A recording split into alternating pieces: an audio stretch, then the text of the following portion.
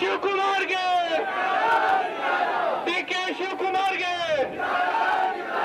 ಭಾರತೀಯ ಜನತಾ ಪಾರ್ಟಿಗೆ ರೈತ ಪರ ಹೋರಾಟಕ್ಕೆ ರೈತ ವಿರೋಧಿ ಕಾಂಗ್ರೆಸ್ ಸರ್ಕಾರಕ್ಕೆ ಭಾರತೀಯ ಜನತಾ ಪಾರ್ಟಿ ಹೋರಾಟಕ್ಕೆ ಕಣ್ಣರಿಸುವ ಕಾಂಗ್ರೆಸ್ ಸರ್ಕಾರಕ್ಕೆ ರೈತರಿಗೆ ಕಣ್ಣರಿಸುತ್ತಿರುವ ಕಾಂಗ್ರೆಸ್ ಸರ್ಕಾರಕ್ಕೆ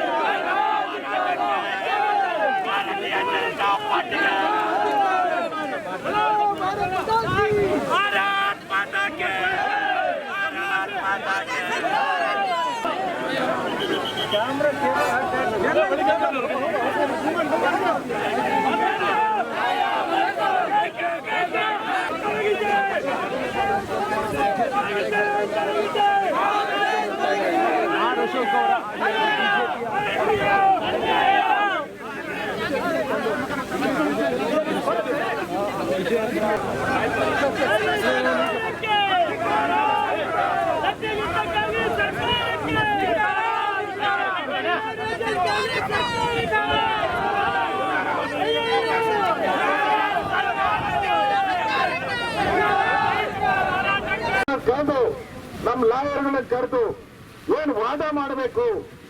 ಕಾವೇರಿ KRS ಒಣಗಿದೆ, ಕುಡಿಯೋಕೆ ನೀರಿಲ್ಲ, ಬೆಂಗಳೂರಿಗೆ ನೀರಿಲ್ಲ, ಮೈಸೂರಿಗೆ ನೀರಿಲ್ಲ, ಮಂಡ್ಯಗೆ ನೀರಿಲ್ಲ. ಇದನ್ನ ಯಾಕೆ ಅವ್ರಿಗೆ ಹೇಳಿಲ್ಲ? DK ಶಿವಕುಮಾರ್ ಅಲ್ಲಿ ಕಾಕ್ರೋಚ್ ಪಾರ್ಟಿ ಡೆಲ್ಲಿ ಬೆಳಿಗ್ಗೆಯಿಂದ ಸಾಯಂಕಾಲದವರೆಗೂ ಡೆಲ್ಲಿಯಲ್ಲಿ ಆ ಕಾಕ್ರೋಚ್ ಪಾರ್ಟಿ ಜೊತೆ ಚಕ್ಕಂದ ಆಡ್ತಾ ಇದ್ರು. ಇಲ್ಲಿ ರೈತರ ಹೊಲಗಳಿಗೆಲ್ಲ ಅವಾಗೆ ಮಿಡತೆಗಳು ಈ ಕಾಕ್ರೋಚ್ಗಳೆಲ್ಲ ಬಂದು ಇಲ್ಲಿ ಹೊಲಗಳೆಲ್ಲ ಸೇರ್ಕೊಂತ ಇದೆ, ನೀರಿಲ್ಲ. ಇದನ್ನ ನೋಡಿದೀರ ನೀವು ಡೆಲ್ಲಿಯಲ್ಲಿ ಆ ಕಾಕ್ರೋಚ್ ಪಾರ್ಟಿಗೆ ಹೋಗಿದ್ದೀರಿ ಅಂದ್ರೆ ನಿಮ್ ಇಂಟ್ರೆಸ್ಟ್ ಏನು? ಕ್ಯಾಬಿನೆಟ್ ರಚನೆ ಮಾಡಕ್ಕೆ 3 ದಿನ ರಾಹುಲ್ ಗಾಂಧಿ ಮನೆ ಮುಂದೆ ಫುಟ್ಪಾತ್ ಅಲ್ಲಿ ಕಾದ್ಕೊಂಡು ನಿಂತಿದ್ರಿ. ಅವಾಗ ಜ್ಞಾಪಕ ಬರಲಿಲ್ಲ ಕಾವೇರಿ. ಇವತ್ತು ಕಾವೇರಿ ಭಾಗದಲ್ಲಿ ಬೀದಿಗಿಟ್ಟು ಹೋರಾಟ ಮಾಡ್ತಾ ಇದ್ದಾರೆ, ಹತ್ತಿ ಉರಿತಾ ಇದೆ, ಮುಂದೆ ನೀರಿಗೆ ಸಮಸ್ಯೆ ಆಗ್ತದೆ. ರೈತರಿಗೆ ಎಲ್ಲರಿಗೂ ಹೇಳಿದಾರ ಬೆಳೆ ಬೆಳಿಬೇಡಿ ಅಂತ. ಹಂಗಾರೆ ಏನ್ ಮಾಡ್ಬೇಕು ಅವರು? ಪರಿಹಾರ ಏನಾನ ಕೊಟ್ಟಿದ್ದೀರಾ? ರೈತರ ಪರಿಹಾರ ಕೊಟ್ಟಿದ್ದೀರಾ? ಒಂದ್ ನಯಾ ಪೈಸಾ ಪರಿಹಾರ ಕೊಟ್ಟಿಲ್ಲ. ಬರಗಾಲ ಘೋಷಣೆ ಮಾಡಿದ್ದೀರಾ? ಬರಗಾಲ ಘೋಷಣೆ ಮಾಡಿಲ್ಲ.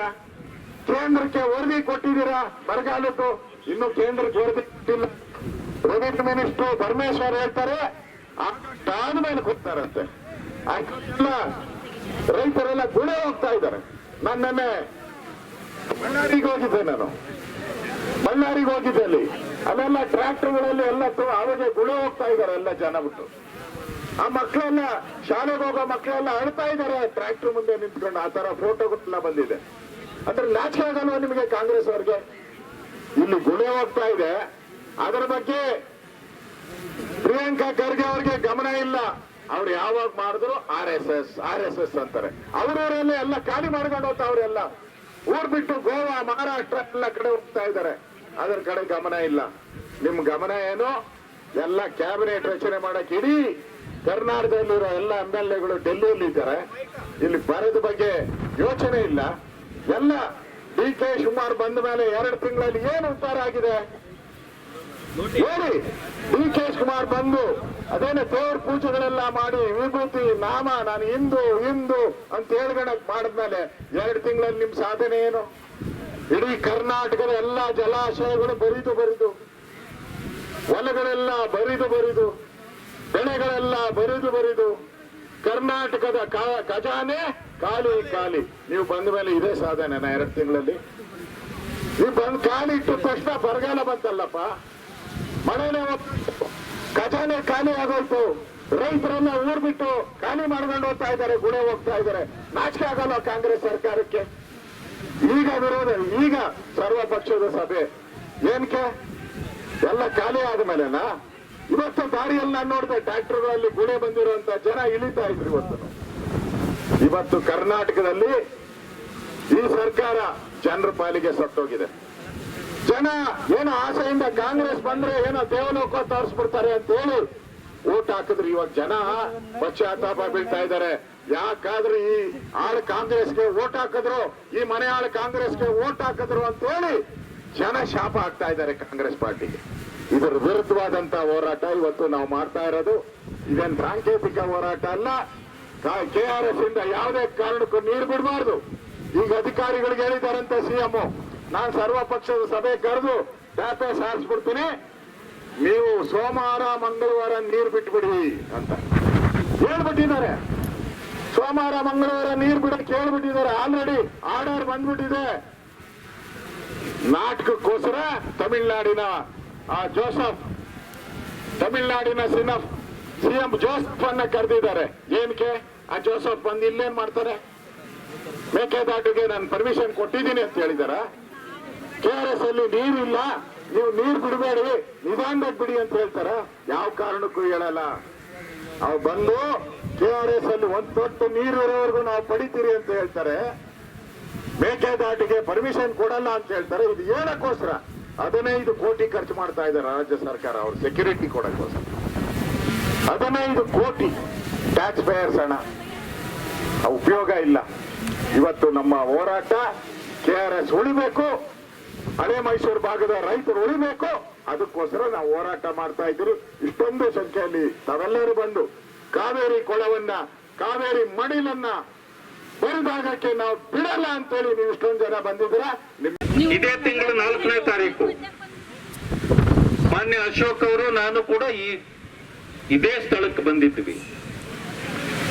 ಆವತ್ತು ಅಧಿಕಾರಿಗಳು ಹೇಳಿದ್ರು 10 TMC ನೀರು ನಮ್ಮಲ್ಲಿದೆ, 6 TMC 2 ತಿಂಗಳಿಗೆ ಕುಡಿಯೋ ನೀರು ಮಾತ್ರ ಇದೆ, 4 TMC ಅದು ಡೆಡ್ ಸ್ಟೋರೇಜ್ ಅಷ್ಟೇ, ಅದನ್ನು ಬಿಡ್ಲಿಕ್ಕೂ ಸಾಧ್ಯ ಇಲ್ಲ. ಪರಿಸ್ಥಿತಿ ಇದಿತ್ತಲ್ಲ, ಮನವರಿಕೆ ಮಾಡಿಕೊಟ್ರ ನೀವು CWCಗೆ?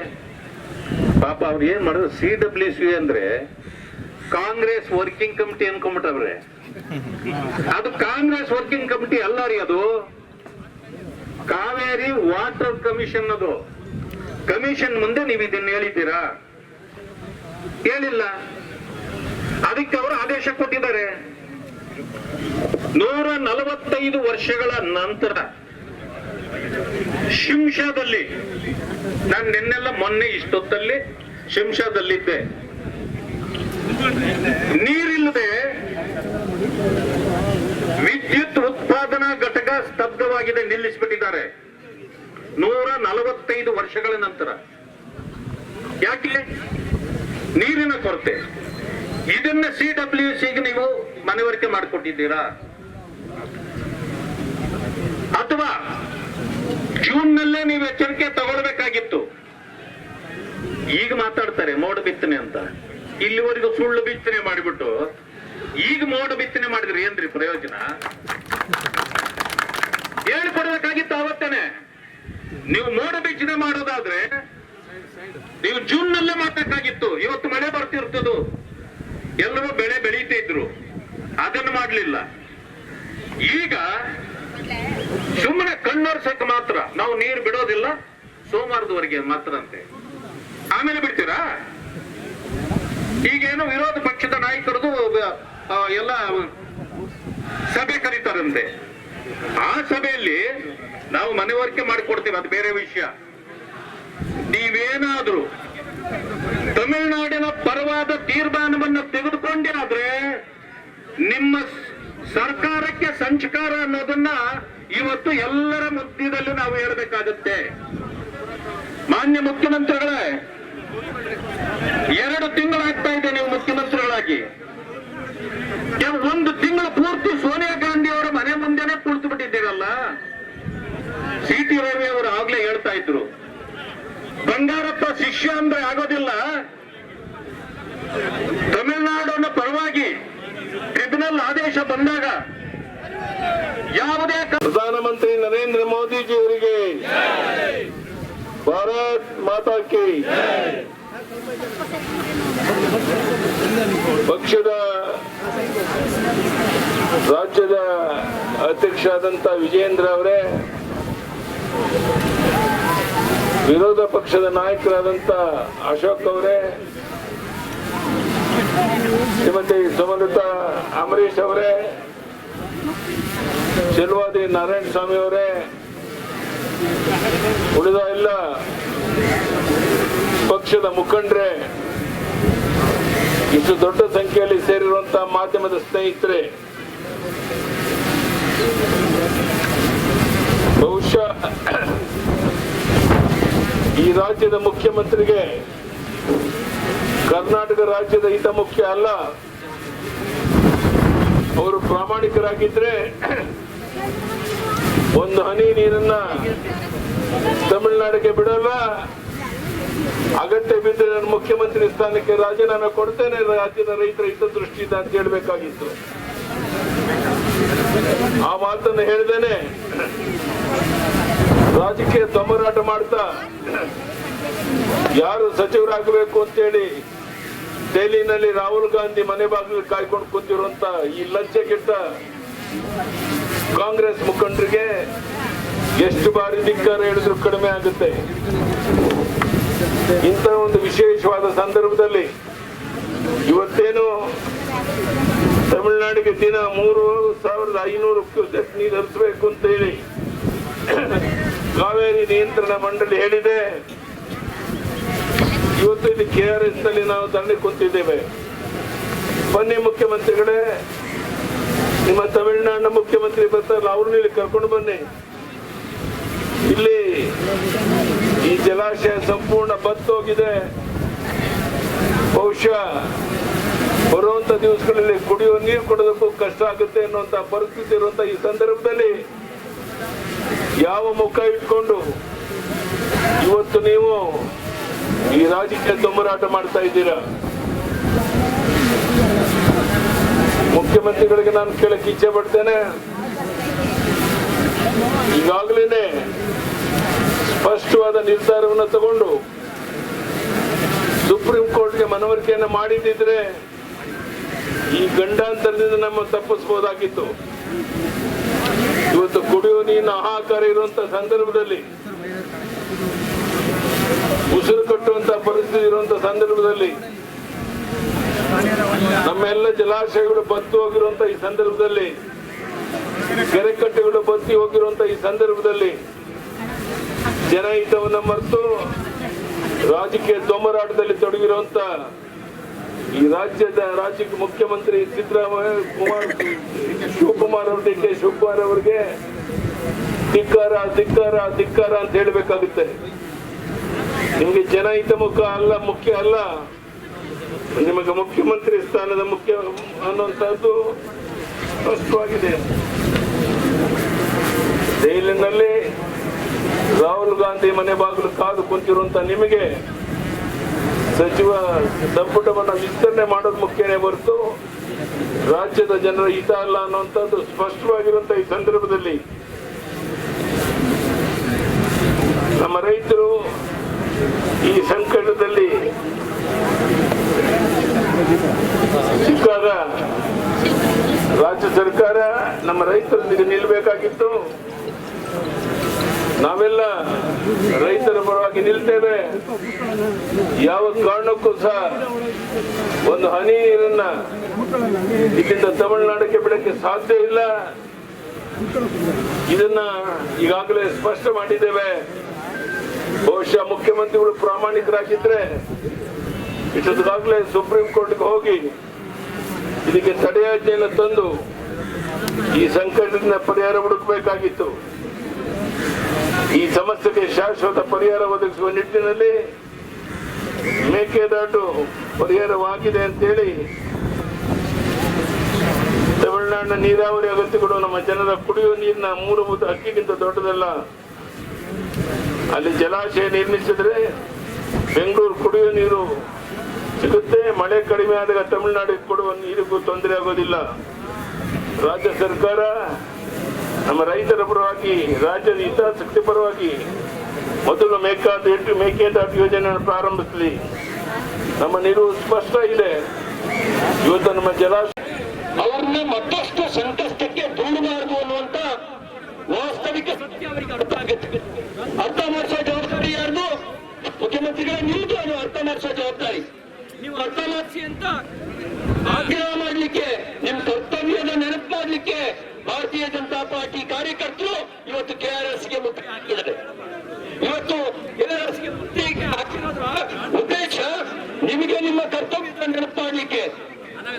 ಮಾನ್ಯ ಡಿ ಕೆ ಶಿವಕುಮಾರ್ ಸಾಹೇಬ್ರೆ, ನಿಮ್ಮನ್ನು ಮೊದಲನೇ ಬಾರಿಗೆ ಮಂತ್ರಿ ಮಾಡಿದ್ದು ನನಗೆ ನೆನಪಿರುವಂತೆ ಬಂಗಾರಪ್ಪ ಸಾಹೇಬರು. ಬಂಗಾರಪ್ಪ ಸಾಹೇಬರು ಇವತ್ತು ಬದುಕಿಲ್ಲ. ಅವರು ನಿಲುವು ತೆಗೆದುಕೊಂಡಿದ್ರು, ಏನ್ ಬೇಕಾದ್ರೆ ನೀರು ಬಿಡಲ್ಲ ಅಂತ ಹೇಳಿ. ನಿಮಗೆ ಮೊದಲನೇ ಬಾರಿಗೆ ಮಂತ್ರಿ ಮಾಡಿದಂತ ಬಂಗಾರಪ್ಪ ಸಾಹೇಬ್ರ ದಿಟ್ಟತನ ನಿಮಗೂ ನೋಡ್ಲಿ, ನಿಮಗೂ ಅವ್ರ ದಿಟ್ಟತನ ನೋಡ್ಲಿ. ನೀವು ನಿಲುವು ತಗೊಳ್ಳಿ, ಬೇಕಾದಾಗಲಿ ಏನ್ ಬೇಕಾದ್ರೂ ಆಗ್ಲಿ ನೀರು ಬಿಡಲ್ಲ ಅನ್ನುವಂತ ನಿಲುವು ತಗೊಳ್ಳಿ. ಕದ್ದು ಮುಚ್ಚಿ ನೀರು ಬಿಟ್ಟು ಕರ್ನಾಟಕದ ಜನರಿಗೆ ದ್ರೋಹ ಮಾಡ್ತಕ್ಕಂಥ ದ್ರೋಹಿ ಆಗಬೇಡಿ ಅಂತ ಎಚ್ಚರಿಸೋದಕ್ಕೋಸ್ಕರ ಈ ಚಳವಳಿ. ನಿಮ್ ಜೊತೆಗೆ ನಾವು ಇದೀವಿ ಅಂತ ಹೇಳೋದಕ್ಕೋಸ್ಕರ ಈ ಚಳವಳಿ. ನೀವು ವಿನಯ ತೆಗೆದುಕೊಳ್ಳಿ, ಏನ್ ಬೇಕಾದ್ರೂ ಆಗಲಿ ನೀರು ಬಿಡಲ್ಲ ಅಂತ ಹೇಳಿ. ಕರ್ನಾಟಕದ ಜನ ನಿಮ್ ಜೊತೆಗೆ ನಿಲ್ತವೆ. ನಿಮ್ಮನ್ನ ಬಂಡೆ ಅಂತ ಹೇಳ್ತಾರೆ. ನೀವು ಒಂದೊಂದ್ಸರಿ ಹೇಳ್ಕೊಂಡಿದ್ರಿ ನಾನು ಬಂಡೆ ಇದ್ದಂಗೆ ಅಂತ ಹೇಳಿ. ಮೇಕೆದಾಟು ಪಾದಯಾತ್ರೆ ಮಾಡಿರ್ತಕ್ಕಂಥದ್ದು ನಾವು ನೋಡಿದ್ದೇವೆ. ಅದು ಪಾಪ ಯಾಕೋ ಡಿ ಕೆ ಶಿವಕುಮಾರ್ ಅವರಿಗೆ ಅಧಿಕಾರ ಬಂದ ಮೇಲೆ, ಅಧಿಕಾರದ ಗದ್ದುಗೆನ ಏರಿದ ಮೇಲೆ ರೈತರು ಕೂಡ ಮರ್ತೋಗಿದೆ. ರೈತ ಸಂಕಷ್ಟನೂ ಕೂಡ ಅವರ ಕಣ್ಣಿಗೆ ಕಾಣ್ತಾ ಇಲ್ಲ. ಹಿಂದೆ ಏಪ್ರಿಲ್ ಮೇನಲ್ಲೇ ಯಾವಾಗ ರಾಜ್ಯ ಸರ್ಕಾರ ಎಚ್ಚೆತ್ತುಕೊಳ್ಬೇಕಾಗಿತ್ತು, ಬರುವ ಮುನ್ಸೂಚನೆಯನ್ನ ಅವತ್ತಿನ ಕೇಂದ್ರ ಸರ್ಕಾರ ನೀಡಿದ್ರು ಸಹ ಮುಖ್ಯಮಂತ್ರಿ ಕುರ್ಚಿ ಕಾಳಗದಲ್ಲಿ ಮರೆತಂತ ಕಾಂಗ್ರೆಸ್ ಸರ್ಕಾರ ರೈತರ ರಕ್ಷಣೆಯನ್ನ ಮಾಡದೇನೆ ರೈತರ ಬದುಕಿನ ಜೊತೆ ಚೆಲ್ಲಾಟ ಆಡಿರ್ತಕ್ಕಂಥದ್ದು ನಾವು ನೋಡಿದ್ದೇವೆ. ಇವತ್ತು ಮಾನ್ಯ ಡಿ ಕೆ ಶಿವಕುಮಾರ್ ಅವರು ಕೇಳಕ್ಕೆ ಇಷ್ಟಪಡ್ತಾನೆ, ನೀವೇ ಬೃಹತ್ ನೀರಾವರಿ ಸಚಿವರಾಗಿದ್ರೆ, ಉಪಮುಖ್ಯಮಂತ್ರಿಗಳಾಗಿದ್ರೆ, ಯಾಕೆ ತಮಿಳುನಾಡಿಗೆ ಸರ್ಕಾರ. ಮಾನ್ಯ ಡಿ ಕೆ ಶಿವಕುಮಾರ್ ಅವರನ್ನು ಮುಖ್ಯಮಂತ್ರಿಗಳಾದ್ಮೇಲೆ ಕಳೆದ ಒಂದು ತಿಂಗಳಲ್ಲಿ 10 ಬಾರಿ ದೆಹಲಿಗೆ ಪ್ರಯಾಣ ಮಾಡಿ ಬಂದ್ರೆ, 10 ಬಾರಿ ದೆಹಲಿಗೆ ಹೋಗಿ ಬಂದ್ರೆ, ರಾಹುಲ್ ಗಾಂಧಿ ಸೋನಿಯಾ ಗಾಂಧಿ ಮನೆ ಹೊರಗಡೆ ಗೇಟ್ ಹತ್ರ ಕಾಯ್ತಾ ನಿಂತ್ಕೊಂಡಿದ್ರು. ಕ್ಯಾಬಿನೆಟ್ ಎಕ್ಸ್ಪೆನ್ಷನ್ ಅಂತೇಳಿ ಅಲ್ಲಿ 1 ಬಾರಿ ಆದ್ರೂ ಕೂಡ, ಮುಖ್ಯಮಂತ್ರಿಗಳಾಗಿ 1 ಬಾರಿ ಆದ್ರೂ ಕೂಡ ಕಾವೇರಿ ಕೊಳ್ಳದ ರೈತರ ರಕ್ಷಣೆನ ಮಾಡಬೇಕು ಅಂತೇಳಿ ದೆಹಲಿಯಲ್ಲಿ ಕೂತ್ಕೊಂಡು ನ್ಯಾಯವಾದಿಗಳ ಜೊತೆ ಸಭೆಯನ್ನ ಮಾಡಲಿಲ್ಲ, ಮೀಟಿಂಗ್ ಅನ್ನ ಮಾಡಲಿಲ್ಲ ಅಡ್ವೊಕೇಟ್ಸ್ ಜೊತೆಲಿ. ಅವ್ರು 16 ಬಾರಿ ಕ್ಯಾಬಿನೆಟ್ ಎಕ್ಸ್ಪೆನ್ಷನ್ ಅಂತೇಳಿ ದೆಹಲಿಗೆ ಹೋಗಿ ಬಂದ್ರೆ, ಇದು ಗೊತ್ತಾಗ್ತದೆ ಮಾನ್ಯ ಮುಖ್ಯಮಂತ್ರಿಗಳೇ, ನಿಮ್ಮ ಕುರ್ಚಿಯನ್ನು ಉಳಿಸ್ಕೊಳ್ಳೋದಕ್ಕೆ ನೀವು ಎಷ್ಟು ಸಲ ಬೇಕಾದ್ರೂ ದೆಹಲಿಗೆ ಹೋಗ್ತೀರಿ. ಅದು ನಾಡಿಗೆ ತುತ್ತು ಅನ್ನವನ್ನು ಕೊಡ್ತಕ್ಕಂಥ ರೈತರ ರಕ್ಷಣೆಗೋಸ್ಕರ, ಕಾವೇರಿ ಕೊಳದ ರೈತರ ರಕ್ಷಣೆ ಮಾಡೋದಕ್ಕೆ ನಿಮಗೆ ಕೋಟೆ ಬಾವಿ ಹಾಕಿದಂಗೆ ತಮಿಳುನಾಡಿಗೆ ಹಿಂದೆ ಏಪ್ರಿಲ್ ಮೇನಲ್ಲೇನೆ ಜೂನ್ನಲ್ಲಿ 3.5 TMC ನೀರನ್ನು ಹರಿಬಿಟ್ಟು ತಮಿಳುನಾಡವರಿಂದ ನೀರೇ ಕೇಳಲಿಲ್ಲ. ಅವಾಗಲೇ 3.5 TMC ನೀರು ಬಿಡಬೇಕಾದ್ರೆ ಸರ್ವಪಕ್ಷ ಸಭೆ ಕರಿಬೇಕು ಅಂತ ನಿಮ್ಗೆ ಅನಿಸ್ಲಿಲ್ವಾ ಡಿ ಕೆ ಶಿವಕುಮಾರ್ ಅವರೇ? ಅವತ್ತು ನೀರು ಬಿಡಬೇಕಾದ್ರೆ ವಿಪಕ್ಷದವ್ರ ಜೊತೆ ಚರ್ಚೆ ಮಾಡಬೇಕು ಅಂತ ನಿಮ್ಗೆ ಅನ್ನಿಸ್ಲಿಲ್ಲ. ಈಗ ತಮಿಳುನಾಡು ಮುಖ್ಯಮಂತ್ರಿಗೆ ಖುಷಿ ಪಡ್ತಕ್ಕೋಸ್ಕರ ನೀರು ಬಿಟ್ಟು ಈಗ ಕಾವೇರಿ ವಾಟರ್ ಮ್ಯಾನೇಜ್ಮೆಂಟ್ ಅಥಾರಿಟಿ ನೀರು ಬಿಡಬೇಕು ಕೇಳಿದರು ಅಂತ ಹೇಳಿ ಈಗ ಕಪಟ ನಾಟಕವನ್ನು ಆಡ್ತಾ ಇದ್ದೀರಿ. ರೈತರ ಪರವಾಗಿ ಮಸಾಲೆ ಕಣ್ಣೀರು ಹಾಕ್ತಕ್ಕಂಥ ಕೆಲಸ ಮಾಡ್ತಾ ಇದ್ದೀರಿ, ಮಸಾಲೆ ಕಣ್ಣೀರನ್ನು ಹಾಕ್ತಕ್ಕಂಥ ಕೆಲಸ ಮಾಡ್ತಾ ಇದ್ದೀರಿ ಮಾನ್ಯ ಮುಖ್ಯಮಂತ್ರಿಗಳೇ. ಯಾವ ಪುರುಷಾರ್ಥಕ್ಕೋಸ್ಕರ ನೀವು ತಮಿಳುನಾಡಿಗೆ ಮುಂಚಿತವಾಗಿ ನೀರು ಬಿಟ್ಟಿದ್ದೀರಿ ಮಾನ್ಯ ಮುಖ್ಯಮಂತ್ರಿಗಳು ಗೊತ್ತಿದೆ. ರಾಜ್ಯದ ಇತಿಹಾಸ ಕೂಡ ಚೆನ್ನಾಗಿ ಗೊತ್ತಿದೆ. ತಮಿಳುನಾಡು ಬಿಟ್ಟಿರ್ತಕ್ಕಂಥ ಮಾನ್ಯ ಡಿ ಕೆ ಶಿವಕುಮಾರ್ ಅವರೇ, ಇದೇ ಕನ್ನಂಬಾಡಿ ಕಟ್ಟೆ ಯಾವ ನಾಲ್ವಡಿ ಕೃಷ್ಣರಾಜ ಒಡೆಯರ್ ಅವರು ತಮಿಳುನಾಡಿನ ಅಪಮಾನವನ್ನ ಸಹಿಸಿಕೊಳ್ಳಲಿಕ್ಕೆ ಸಾಧ್ಯ ಆಗದೇನೆ ಒಡವೆಗಳನ್ನ ಅಡೆ ಇಟ್ಟು ಮಾರಿ ಕನ್ನಂಬಾಡಿ ಕಟ್ಟನ್ನು ಕಟ್ಟಿಸ್ತಕ್ಕಂಥ ಕೆಲಸ ಮಾಡಿದ್ರು. ಅಂತ ಇತಿಹಾಸ ಇರ್ತಕ್ಕಂಥ ಕನ್ನಂಬಾಡಿ ಕಟ್ಟ ಒಂದ್ ಕಡೆ ಆದ್ರೆ ತನ್ನ ಮುಖ್ಯಮಂತ್ರಿ ಕುರ್ಚಿಯನ್ನು ಉಳಿಸ್ಕೊಳ್ಳೋದಕ್ಕೋಸ್ಕರ ಇಲ್ಲಿಗೆ ಸೇರಿರೋದು ನಮ್ಮ ಭಾಗದ ರೈತರ ಒಂದು ಹಿತರಕ್ಷಣಾ, ನಮ್ಮ ರೈತರಿಗೆ ಆಗ್ತಿರೋ ಅನ್ಯಾಯದ ವಿರುದ್ಧ ಒಂದು ಧ್ವನಿ ಎತ್ತೋದಕ್ಕೆ ನಾವೆಲ್ಲ ಇಲ್ಲೆಲ್ಲ ಸೇರಿದ್ದೀವಿ. ಇವತ್ತಿನ ದಿನ ನಾವು ಪ್ರಶ್ನೆಗಳು, ನಮಗೆ ತುಂಬಾ ಪ್ರಶ್ನೆಗಳಿಗೆ ಉತ್ತರ ಸಿಗ್ಬೇಕಾಗಿದೆ. ಯಾವ ಒಂದು ಸರ್ಕಾರ, ಯಾವ ಒಂದು ಪಕ್ಷ 3 ವರ್ಷಗಳ ಹಿಂದೆ ಮೇಕೆದಾಟನ್ನ ನಾವು ಕಟ್ತೀವಿ, ಈ ಪಕ್ಷ ನಾವು ಏನು ಮಾಡಕ್ಕಾಗ್ತಿಲ್ಲ, ನಾವು ಬಂದ್ರೆ ನಾವು ರೈತರಿಗೆ ನಾವು ನ್ಯಾಯ ಕೊಡ್ತೀವಿ, ನಾವು ಮೇಕೆದಾಟನ್ನ ಕಟ್ತೀವಿ ಅಂತ ಬಂದಿದ್ದ ಒಂದು ಸರ್ಕಾರ, ಒಂದು ಪಕ್ಷ ಇವತ್ತು ಅದರ ಉಸಿರೆತ್ತಾ ಇಲ್ಲ. ಇವತ್ತು ನೀವು ನಮ್ಮ ಇರೋ ಅಂತ ಒಂದು ಅಣೆಕಟ್ಟುಗಳಲ್ಲಿ, ಡ್ಯಾಮ್ಗಳಲ್ಲಿ ನೀರು ಉಳಿಸ್ಕೊಳಕ್ ಆಗಿಲ್ಲ. ನೀವು ಯಾವ ಹೊಸ ಡ್ಯಾಮ್ನ ಕಟ್ಟಿ ಯಾವ ರೈತರ ಒಂದು ಹಿತರಕ್ಷಣೆಯನ್ನ ನೀವು ಕಾಪಾಡ್ತೀರಾ ಅನ್ನೋ ಒಂದು ಪ್ರಶ್ನೆ ನಾವು ಕೇಳಬೇಕಾಗಿದೆ ಇವತ್ತಿನ ದಿನ. ಇಲ್ಲಿ ನಮ್ಮ ರೈತರಿಗೆ ಅನ್ಯಾಯ ನಡೀತಾ ಇದೆ. ಅಲ್ಲಿ ನೋಡಿದ್ರೆ ಬಿಡುಪಿಯಲ್ಲಿ ಅಲ್ಲೂ ರೈತರ ಜಮೀನು ಕಿತ್ತುಕೊಂಡು ಅವರ ಜೀವನಕ್ಕೆ ಒಂದು ಅನ್ಯಾಯ ಮಾಡುವಂತ ಕೆಲಸನೂ ನಡೀತಾ ಇದೆ. ಅಂದ್ರೆ ರೈತರ ಬಗ್ಗೆ ಈ ಒಂದು ಸರ್ಕಾರಕ್ಕೆ, ಈ ಒಂದು ಪಕ್ಷಕ್ಕೆ ಒಂದಷ್ಟು ಒಂದು ಚೂರು ಕಾಳಜಿ ಇಲ್ವಾ ಅನ್ನೋದು ನಮ್ಮಲ್ಲಿ ಎಲ್ಲರೂ ಕೇಳಬೇಕಾಗಿರೋ ಪ್ರಶ್ನೆ. ಏನ್ ಮಾಡ್ತಾ ಇದೆ ಸರ್ಕಾರ ನಮಗೋಸ್ಕರ? ಈ ನಮ್ಮ ರೈತರೆಲ್ಲ ವೋಟ್ ಹಾಕ್ದೇನೆ ನಿಮ್ಮ ಸರ್ಕಾರ ರಚನೆ ಮಾಡೋಕಾಯ್ತಾ ನಿಮ್ ಕೈಲಿ?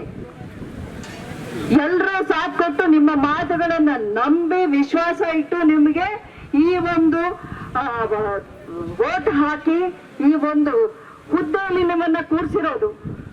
ಒಂದೇ ಒಂದು ಮಾತನ್ನ ನಾನು ಕೇಳೋಕೆ ಇಷ್ಟಪಡ್ತೀನಿ ನಮ್ಮ ಅಧಿಕಾರ ಪಕ್ಷಕ್ಕೆ. ನಿಮಗೆ ಡೆಲ್ಲಿವರೆಗೂ ಹೋಗಿ ಅಲ್ಲಿ ನಡೆಯುವಂತ ಒಂದು ಸ್ಟ್ರೈಕ್ ಅಲ್ಲಿ ಅವ್ರಿಗೆ ಒಂದು ಸಹಾನುಭೂತಿಯಿಂದ ಸ್ಟ್ರೈಕ್ ಮಾಡುವಂತ ಒಂದು ಕಾಳಜಿ ಇದೆ, ನಿಮ್ಗೆ ಆ ಪುರ್ಸತ್ತಿದೆ. ರೈತರು ಇಷ್ಟೊಂದು ದಿನದಿಂದ ಇವರು ನಮ್ಗೆ ಆಗ್ತಿರೋ ಅನ್ಯಾಯಕ್ಕೆ ಒಂದು ಕಿವಿ ಕೊಡಿ ಅಂದ್ರೆ ಅದ್ರ ಬಗ್ಗೆ ಕಾಳಜಿನೇ ಇಲ್ವಾ ನಿಮ್ಗೆ? ಯಾರು ಹೇಳ್ತಾರೆ ಇದಕ್ಕೆಲ್ಲ ಉತ್ತರ? ನೋಡಿ, ಇವತ್ತು ಈ ಒಂದು ಹೋರಾಟ ಇದೆಯಲ್ಲ, ಇದು ನಮ್ಮ ಜೀವನದ ಹೋರಾಟ, ಬರೀ ರೈತರ ಹೋರಾಟ ಅಲ್ಲ. ನಾಳೆ ದಿನ 3 ತಿಂಗಳಾದ್ರೆ ಕುಡಿಯೋ ನೀರಿಗೂ ನಾವು ಪರದಾಡ್ಬೇಕಾಗತ್ತೆ. ಬರೀ ಮಂಡ್ಯ ಅಲ್ಲ, ಅದು ಮೈಸೂರು ಇರ್ಬೋದು, ಮಂಡ್ಯ ಇರ್ಬೋದು, ರಾಮನಗರ ಇರ್ಬೋದು, ಬೆಂಗಳೂರು ಇರ್ಬೋದು, ಕುಡಿಯೋ ನೀರಿನ ವ್ಯವಸ್ಥೆಗೂ ನಾವು ಕಷ್ಟ ಪಡ್ಬೇಕಾಗಿರುವಂತ ಒಂದು ಸ್ಥಿತಿಯಲ್ಲಿ ಸರ್ಕಾರ ಏನ್ ಮಾಡ್ತಿದೆ ಈವರೆಗೂ ಅನ್ನೋದಕ್ಕೆ ಈ ಸರ್ಕಾರ ಉತ್ತರ ಕೊಡಲೇಬೇಕು. ಅದುವರೆಗೂ ನಿಮ್ಮ ಹೋರಾಟ ನಾವು ನಿಲ್ಲಿಸಬಾರದು. ಸರ್ಕಾರ ಯಾವುದೇ ಒಂದು ಸಕಾರಾತ್ಮಕವಾಗಿ ಒಂದು ಪಾಸಿಟಿವ್ ಆಗಿ ಏನಾದ್ರೂ ಒಂದು ಹೆಜ್ಜೆ ಹಾಕಿದ್ರೆ ನಾವೆಲ್ಲ ಒಗ್ಗಟ್ಟಿಂದ ಕೈ ಜೋಡಿಸಿ ಅವ್ರ ಜೊತೆಲಿ ನಾವು ಹೋರಾಟ ಮಾಡೋಣ. ನಮ್ಮ ಹಕ್ಕು, ನಮ್ಮ ನೀರು ನಮ್ಮ ಹಕ್ಕು, ಅದಕ್ಕೆ ನಾವು ಹೋರಾಟ ಮಾಡೋಣ. ಆದ್ರೆ ಈ ಸರ್ಕಾರ ಬೇಜವಾಬ್ದಾರಿತನದಿಂದ ಇದೇ ರೀತಿ ನಡ್ಕೊಂಡು ಹೋದ್ರೆ ಈ ಒಂದು ಹೋರಾಟನ ನಿಲ್ಸೋಕೆ ಸಾಧ್ಯ ಇಲ್ಲ. ಕಾವೇರಿ ತಾಯಿ ನಮ್ಮದು,